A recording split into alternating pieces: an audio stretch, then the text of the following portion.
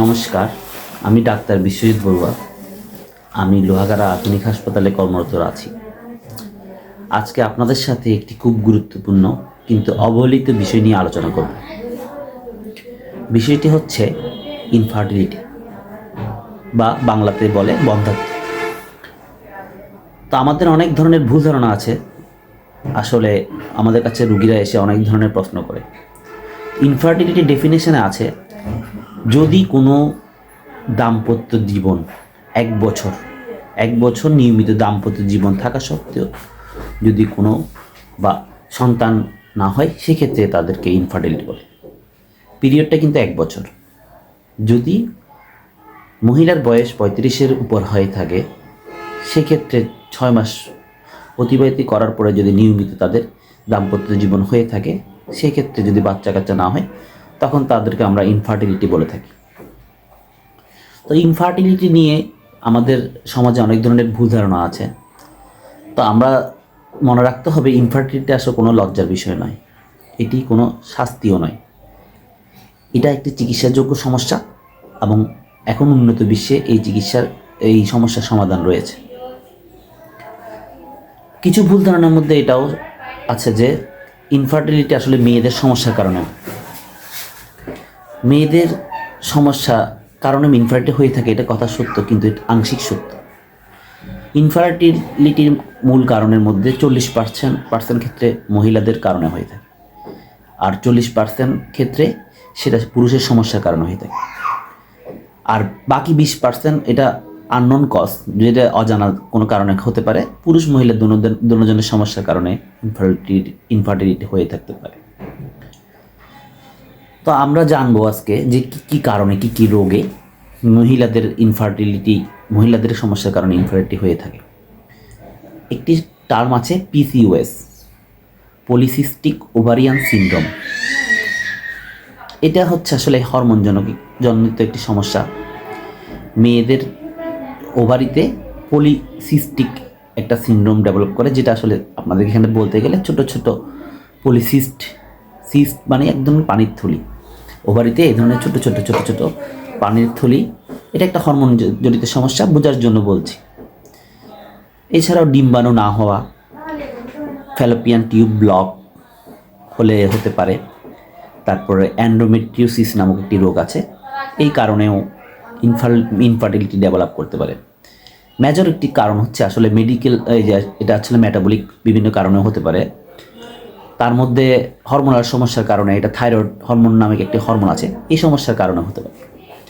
এছাড়াও ইনফার্টিলিটি হওয়ার পিছনে ওভারওয়েট, একটু ওজন যদি বেড়ে যায়, ওভারওয়েট অথবা আন্ডারওয়েট, খুব বেশি ওজন অথবা খুব কম ওজন হওয়ার কারণেও ইনফার্টিলিটি ডেভেলপ করতে পারে।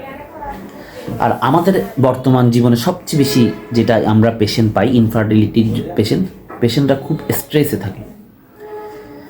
স্ট্রেসে থাকলেও কিন্তু অনেকের স্ট্রেস নিয়ে আমরা কোনো কারণ খুঁজে পাই না, পরে স্ট্রেস রিলিভের পরে অনেক পেশেন্ট দেখা যায় তারা কনসিভ করে গেছে। তাহলে স্ট্রেস কিন্তু one of the major reason, যেটা আমরা আসলে অ্যাভয়েড করতে পারি না, যে ইনফার্টিলিটি স্ট্রেসের কারণে হয়ে থাকতে পারে। তাহলে আমি এতক্ষণ বললাম মহিলাদের কী কারণে ইনফার্টিলিটি ডেভেলপ করতে পারে। এখন আমরা জানব পুরুষদের কী কারণে ইনফার্টিলিটি ডেভেলপ করে। পুরুষদের অনেক কারণে ইনফার্টিলিটি ডেভেলপ করতে পারে। পুরুষদের শুক্রাণুর সংখ্যা কম থাকতে পারে, শুক্রাণুর মুভমেন্ট এবং গতি কম থাকতে পারে। কিছু ক্ষেত্রে ভেরিকোসিল নামক এক ধরনের রোগ আছে, ভেরিকোসিল। এই ভেরিকোসিল থাকলেও অনেক সময় পুরুষদের ইনফার্টিলিটি ডেভেলপ করে। এছাড়া ওই মহিলাদের মতো পুরুষদেরও যদি হরমোন জড়িত কোনো সমস্যা থাকে, তাহলে ইনফার্টিলিটি ডেভেলপ করতে পারে। পুরুষদের মধ্যে অনেক সময় ধূমপান, মাদক পান, এই ধরনের সমস্যা খুব বেশি ওভার হিটেড জায়গায়, অনেক গরম স্থানে যদি কাজ করে থাকে, অনেক গরম স্থানে, এই জিনিসগুলো অ্যাভয়েড করা যাবে না। খুব বেশি স্ট্রেস নিয়ে থাকলে এবং খুব বেশি গরম জায়গায় যদি থাকে, যেখানে টেম্পারেচার 44-42 ডিগ্রির উপর চলে গেছে, এই ধরনের হট ক্লাইমেট কন্ডিশনে কিন্তু ইনফার্টিলিটি ডেভেলপ করতে পারে। তাহলে এই জিনিসটা অনেকের জানা নাই যে অনেক বেশি হট টেম্পারেচার এবং হট ক্লাইমেটেও মানুষের ভিতরে ইনফার্টিলিটি ডেভেলপ করতে পারে। তাহলে আমরা কীভাবে ফার্টিলিটি পেশেন্টগুলোকে ডায়াগনোস করি? সিমটোমেটিক মানে লক্ষণের উপর নির্ভর করে অবশ্যই ডায়াগনোস করে থাকি। লক্ষণ আপনাদেরকে তো বললাম, তাছাড়াও কিছু পরীক্ষা নিরীক্ষা আছে, যেমন নারীদের ক্ষেত্রে আলট্রাসোনোগ্রাফ করে দেখা যায় পলিসিস্টিক ওভারিয়ান ডিজিজটা অথবা সিন্ড্রোমটা আলট্রাসোনোগ্রাফের মাধ্যমে বোঝা যায়। হরমোনাল বিভিন্ন প্রোফাইল আছে, থাইরয়েড হরমোন, প্রোল্যাক্টিন হরমোন, তারপর সালফিনগোগ্রাফি বলে একটি পরীক্ষা আছে। এইসব পরীক্ষার মাধ্যমে নারীদের ইনফার্টিলিটি জিনিসটা আমরা পরীক্ষার মাধ্যমে বের করে আনতে পারি। পুরুষদের মধ্যে সবচেয়ে গুরুত্বপূর্ণ যে পরীক্ষাটা করা হয় সেটা হচ্ছে সিমেন অ্যানালাইসিস। সিমেন অ্যানালাইসিস করে শুক্রাণুর গতি, মুভমেন্ট, সংখ্যা এগুলা বের করে আনা হয়। এখন প্রশ্ন হচ্ছে, ইনফার্টিলিটি নিয়ে অনেকে চিন্তিত, এটা কি চিকিৎসা আদৌ সম্ভব? হ্যাঁ, অবশ্যই। এখন এই উন্নত বিশ্বে ইনফার্টিলিটির অনেক ভালো ভালো মডার্ন চিকিৎসা আবিষ্কার হয়েছে। চিকিৎসা আসলে অনেক সময় লাইফস্টাইল চেঞ্জ করলেও চিকিৎসা মানে ট্রিটমেন্টে যেতে হবে এরকম না। লাইফস্টাইল মডিফিকেশনের মাধ্যমে অনেক ইনফার্টাইল যে প্যারেন্টস এবং কাপলরা এই যে নিজেদেরকে পরিবর্তন করেছে এবং সন্তান লাভ করেছে। লাইফস্টাইল পরিবর্তন, ওষুধ, ডিম্বাণু বৃদ্ধির চিকিৎসা, আইভিএফ প্রয়োজনে ইনভিট্রো ফার্টিলাইজেশন বলি, ইউটারেন ইনসেমিনেশন একটা পরীক্ষা আছে। এই কিছু উন্নত প্রযুক্তি, যেগুলো আপনারা এত কিছু বোঝার প্রয়োজন নেই, এটা আমরা ডাক্তাররা আসলে আমরা এই জিনিসগুলো আপনাদেরকে সাজেস্ট করে দেব। এদের মাধ্যমে অবশ্যই চিকিৎসা সম্ভব। সবাইকে ইনভিট্রো ফার্টিলাইজেশনটা লাগবে না এমন নয়।